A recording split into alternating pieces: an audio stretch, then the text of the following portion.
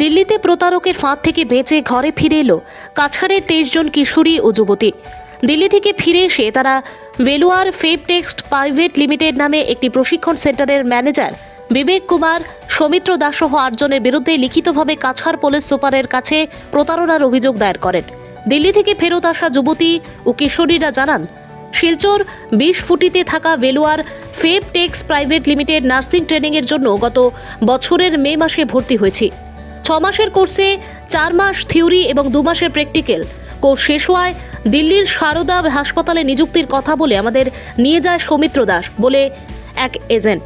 কথা ছিল দিল্লিতে থাকা খাওয়ার সুবন্দোবস্ত থাকবে, সেখানে যাওয়ার পর কোনো ধরনের থাকার ব্যবস্থা ছিল না। প্রথম রাতেই দিল্লি হরিয়ানা রোডে একটি রুম থাকতে দেওয়া হয়। পরদিন সকালে দেখতে পাই রেড লাইট এলাকা, সেখান থেকে আমাদের নিয়ে যাওয়া হয় গাজিয়াবাদ। এরপর সৌমিত্র আমাদের যশোদা হাসপাতালে নিখিল বার্মা নামে এক ব্যক্তির কাছে সমঝে দেয়। নিখিল বার্মা যশোদা হাসপাতালে নিয়ে গিয়ে সাফাইয়ের কাজে নিযুক্তি দেয়। এই কাজে আপত্তি জানালে নানান ধরনের হুমকি দেন নিখিল বার্মা। এরপর সেখান থেকে পালিয়ে আসি আমরা, না হলে আমাদের নিষিদ্ধ পল্লীতে বিক্রি করে দিত। উদ্দেশ্যটা এরকমই বোঝা গেছে যে আমরা তো বহুত পিয়ার সে কইছে যে এরকম লইয়া চাকরি দিব, এরকম দিব করিয়া, কিন্তু তার ইরাদা তো আমরা লাগছে যে তারা তো আমরা বিক্রি করে অন্য জায়গায়। কারণ এরকম যদি না হইতো অত মানুষ কান্দিয়া গিরগিরাইয়া তো ঘরে এবার লাগি পাগল হইলো না হইলে, কিন্তু এরকম কারণ আমরা বিক্রি করবার লাগি এরকম করছে। এটা লেগে আমরা অত দূর নিছে না, লোকেলের মাঝে তো পারতো দিতে, লোকেলে দিছে না কেন, আমরা অত দূর নিয়ে গেছে কারণ এটা এরকমই হইব। এটা লেগে কেউ মানে এখানে কোনো মানুষের সঙ্গে কোনো আলাপ হইছে না? ও আলাপ হইছে, তারাও খুদ কইছে তোমরা কেন আইছো, তোমরা তো জিডিএ করে তো তোমরা ইনজেকশন স্যালাইন এটা তো মারিয়া তোমরা তো জিএনএম পর্যন্ত করিয়া আইছো, কিন্তু আমরা তো আজ পর্যন্ত ইনজেকশনটা টাচ করতে দিছে না। তোমরা তো বহুত আগে বাড়ছো, কিন্তু তোমরা এখানে বেকার আইছো, আইয়া কিটা করতে 2 মাস খালি তোমরা হসপিটালে জব করাইবো, এরপরে এখান থেকে বার করে পুরো 3 বছর মানুষের ঘরে বিক্রি করে দিব। বিক্রি করার পরে গিয়ে তুমি বারো বহুত মুশকিল। এরকম বিধান ঘটনা হয়েছে দিল্লির মাঝে, বিধান মানুষের কইছে তোমরা বেকার আইছো, ভালা বুঝো তো তোমরা যাও গিয়া, তারাই আমরা আইডিয়া দিছে।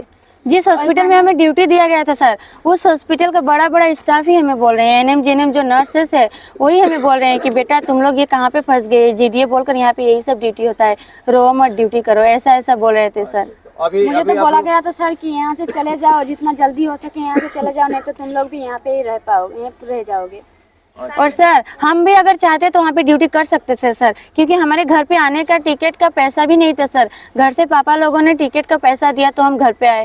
अगर हम भी चाहते तो हम 1 महीना 2 महीना ड्यूटी करके अपना टिकट का पैसा निकला के हम आते, पर हम सर यहाँ इतना लोग हम बैक हुए हैं सिर्फ सर को सजा देने के लिए, क्योंकि हम नहीं चाहते कि हमारी तरह और भी लड़कियाँ अपना पढ़ाई कॉलेज स्कूल छोड़कर वहाँ पे जाकर ऐसे रहे सर, क्योंकि हम तो हिम्मत करके वापस आ गए। हर लड़कियाँ नहीं कर पाएगी सर, ऐसे नहीं आ पाएगी सर वापस। जाके पहले भी फंस चुका है सर, वो लोग नहीं आए। बस हमें इतना है सर कि एक साथ हम 2 दिन में 5 दिन में बैक हुए हैं सर, सर के पीछे पीछे। आज 2 दिन या 3 दिन हो रहा है सर फ्लाइट से सिलचर आए हैं, पर अभी तक हमें सर ने अपने मुंह से नहीं बुलाया कि मैं जा रहा हूँ। और सर ने बोला था कि हॉस्पिटल पे जाकर ड्यूटी दिलवा कर सब कुछ सेटल करके आएंगे, पर सर तो हमें ले जाकर निखिल सर के हवाले कर दिया। उसके बाद सर को हम लोगों ने आंख से देखा भी नहीं सर। जब हम हॉस्पिटल गए सर को फोन किया, सर आप आए नहीं। हाँ जाओ ना मैं आता हूँ, जाओ ना मैं आ रहा हूँ, जाओ ना। निखिल सर सूरज सर बोल के नाम है, उनके साथ हम गए थे, और वही सर आ रहा हूँ आऊंगा ऐसा बोलते बोलते सर सिलचर पे आ गए सर, हमें पता भी नहीं चला। जितना आदमी सब पराग भी लिखा है पूरा? हाँ सर, पूरा पराग भी लिखा है। हाँ सर। तो वहाँ पे बेच कितना का होता है सेंटर में? 4 बेज होता है सर, 30 करके 4 बेच। अच्छा, तो उसको जो का गारंटी देके उनको बाहर ले जाता है, बाहर ले जाते हैं। लेकिन सर ऐसा कुछ होता नहीं है, वहाँ पे झाड़ू पोछा नहीं कराते सर। और इतना हम पूरा कंफर्म होके आए हैं सर कि जीडीए कोर्स कराते हैं सर लोग, इसका काम बाहर झाड़ू पोछा ही है। बस यहाँ पे बोला जाता है कि वहाँ पे जाकर पेशेंट केयर करता है, पर सर सोफा वगैरह साफ करना पेशेंट से रिलेटिव काम है क्या? अगर पेशेंट के रूम में अगर होता तो हम करते, कॉरिडोर साफ करना तो पेशेंट से रिलेटिव काम नहीं है सर। अभी सर 12 आवर्स में एक मिनट भी बैठने के लिए नहीं दिया है सर। नहीं अभी ऐसा करा के क्या बेच देते क्या? हाँ सर, ऐसा ही कुछ होता है सर। सिर्फ 2 महीना, 1 महीना नहीं तो 2 महीना काम करवाते हैं, और उसके बाद सर एक सबसे इम्पोर्टेंट बात सर, हमें जिस फर्स्ट हमें जिस हॉस्टल पे रखा गया था वहाँ पे जो 27 स्टूडेंट थी सर, वहाँ पे लड़के लोग रात को आकर छत में बैठकर गप्पे मारते थे, लड़कियों तो ब्लैंकेट के नीचे आके झुक जाते थे सर। हम तो देखकर हैरान हो गए कि ये सब क्या चल रहा है, पर हमने सोचा कि चलो हम तो यहाँ से चले जाएंगे, बस 2 दिन की बात है। फिर भी हमने कुछ नहीं बोला सर। पर उन लोगों के साथ कल हो रहा है, कल हमारे साथ भी ऐसा हो सकता है सर। ठीक है, तो अगर अभी अभी पुलिस प्रशासन से क्या चाहते हैं आप? इंसाफ चाहते हैं सर। हमने अपना पढ़ाई लिखाई सब बर्बाद किया, ऐसे ही बर्बाद नहीं करेंगे सर। ऐसे भी सब हमने बर्बाद कर लिया, पर ऐसे हम छोड़ेंगे नहीं सर। इतना दूर से हम इतना और भी बहन लोग कोई हॉस्टल पे पढ़ रहे हैं सर, हम नहीं चाहते उनके साथ भी आगे गलत हो। और जो यहाँ पे अभी कोर्स कर रहे हैं सर, उनमें से भी तो भी रेडी किया जा रहा होगा ले जाने के लिए, तो वो लोग भी तो जाएंगे, उनको भी तो ले जाएंगे ना सर। सर तो 6 महीना बाद लड़कियों को लेकर जाते हैं सर। हाँ, और हमें उनको सजा दिलवाना है। हमें यही लगता है कि वहाँ पे ले जाकर हमें बेच दिया जाएगा, हमें शक हुआ ऐसा, इसलिए हम भागकर आ गए। वहाँ पे जाने के बाद हमें हॉस्टल का पैसा एडवांस 3000 देना पड़ा। हमने बोला हॉस्टल देखने के बाद देंगे, पर वो लोग हमें बोला अभी एडवांस दे दो पैसा, वरना रूम खाली करो। हम रात को रूम खाली करके कहाँ जाते, इसलिए मजबूरन पैसा देना पड़ा। और हम लोगों ने पहले बोला गया कि सिर्फ टिकट का पैसा देंगे 1400, बाकी सर लेकर जाएंगे। पर हमें 1400 टिकट का पैसा लेकर एक ऑटो भाड़ा, एक टुकटुकी भाड़ा तक हमने पैसा दिया है सर। और खाना भी खुद का खाया है, और ड्रेस का पैसा भी हमने दिया है। किसको दिया है आपने? सुमित्रा सर को। हम ये सेंटर बंद करवाएंगे और सर लोग को सज़ा दिलवाएंगे, और चाहे तो हमारा पैसा हमें वापस मिलना है, क्योंकि हम बहुत गरीब घर से हैं सर। बहुत उम्मीद लेकर हम उतना दूर गए थे, इतना बड़ा सपना लेकर गए थे। मम्मी पापा को सपना दिखा कर गए थे सर, नहीं पता था कि हमारे साथ ऐसा होगा। बहुत मुश्किल से वहाँ से लौट कर आए हैं, घर से पैसा छोड़ा, उसके बाद टिकट करके हम वहाँ से भाग कर आए हैं सर। सिलचर बिस्पुटी पॉइंट आश्रम रोड पे एक सेंटर है GDA एडवांस, वहाँ पे हमें 6 महीने का कोर्स कराया गया। 4 महीना थ्योरी कराया गया और 2 महीना प्रैक्टिकली हमें इंजेक्शन, सलाइन वगैरह यह सब सिखाया गया ब्लॉक हॉस्पिटल में। उसके बाद 6 महीना कोर्स कंप्लीट करने के बाद हमें दिल्ली ले जाया गया कि वहाँ हमें जॉब देंगे। यहाँ पे तो बहुत कुछ बोला गया कि वहाँ पे जॉब हमें अच्छा होगा, अच्छा फैसिलिटी होगा, हॉस्टल भी सेफ्टी होगा। पर वहाँ पे लेके जाने के बाद हमें पता चला कि वहाँ ना जॉब ठीक है और ना रहने का जो हॉस्टल दिया था वो भी रेड लाइट एरिया में था। पहले जिस हॉस्टल में हमें रखा गया था वो रेड लाइट एरिया में था। उसके बाद वहाँ से हमें कहीं और लेकर जाया गया।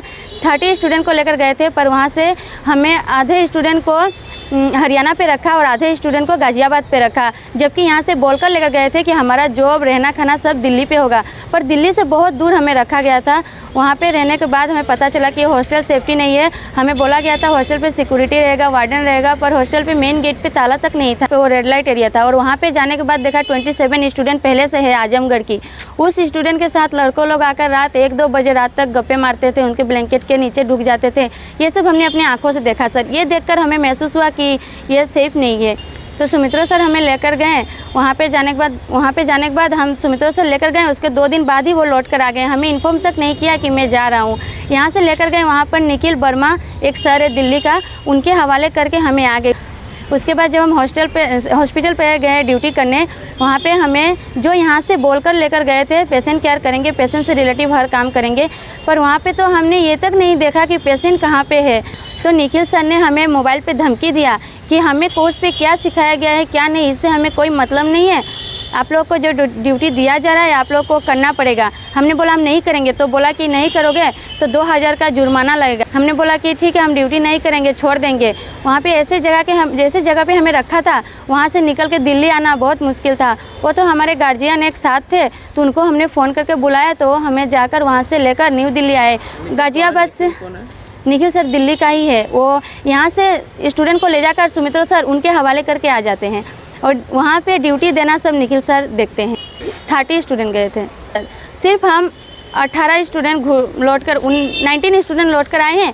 बाकी ड्यूटी कर रहा है या कहाँ है, जिन लोगों को दूसरे हॉस्टल में रखा गया था वो लोग ड्यूटी कर रहे हैं या नहीं कर रहे हैं या कहाँ है, उन लोगों से हमें नहीं पता सर। लोगों को गाजियाबाद रखा गया था, उन लोगों को कापासेरा पे रखा गया था हरियाणा। तो हम लोग जितना गाजियाबाद थे हम लोग सब भाग कर आ गए सर।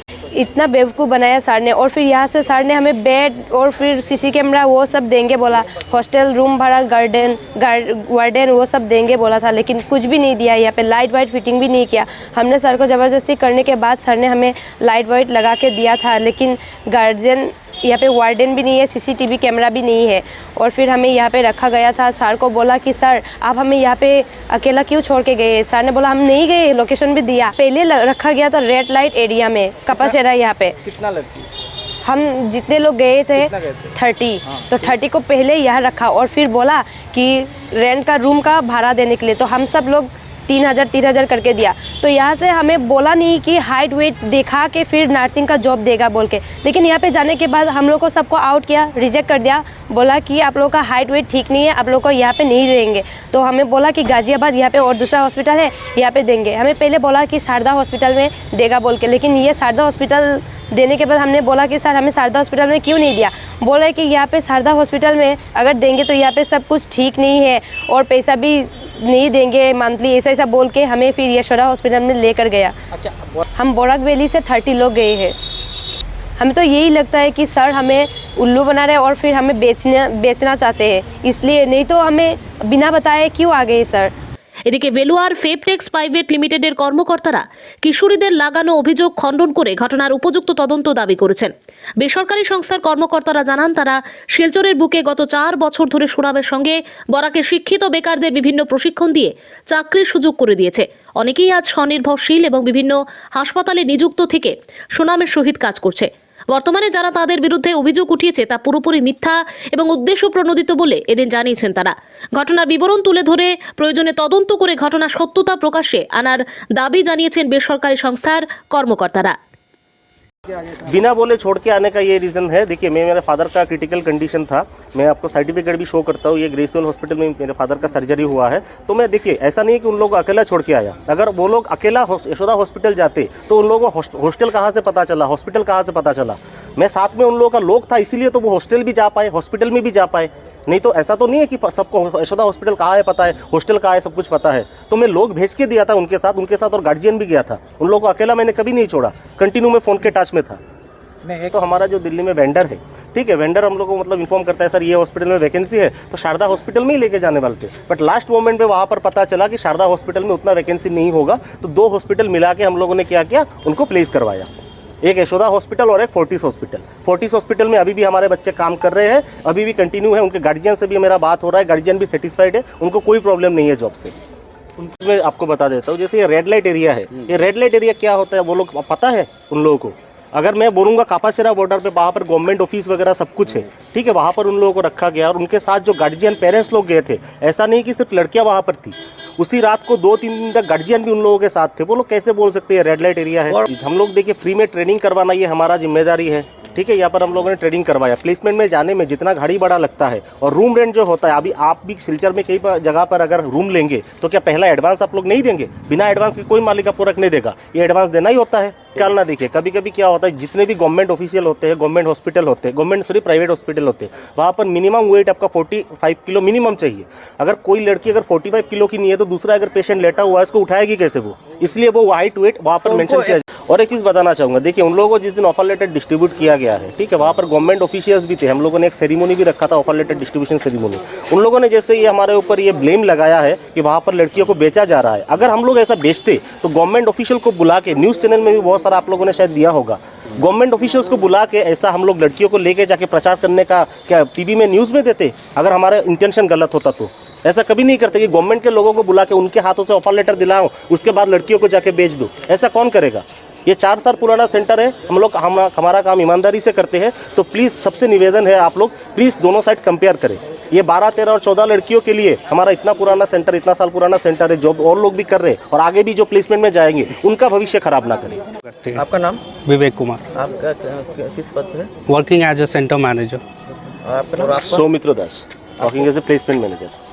आप इन दोनों का सिलचर में घर है? हाँ, सिलचर। मेरा बिहार है, मेरा सिलचर में है। सिलचर कहाँ पे आपका घर? सिलचर ये तारापुर में।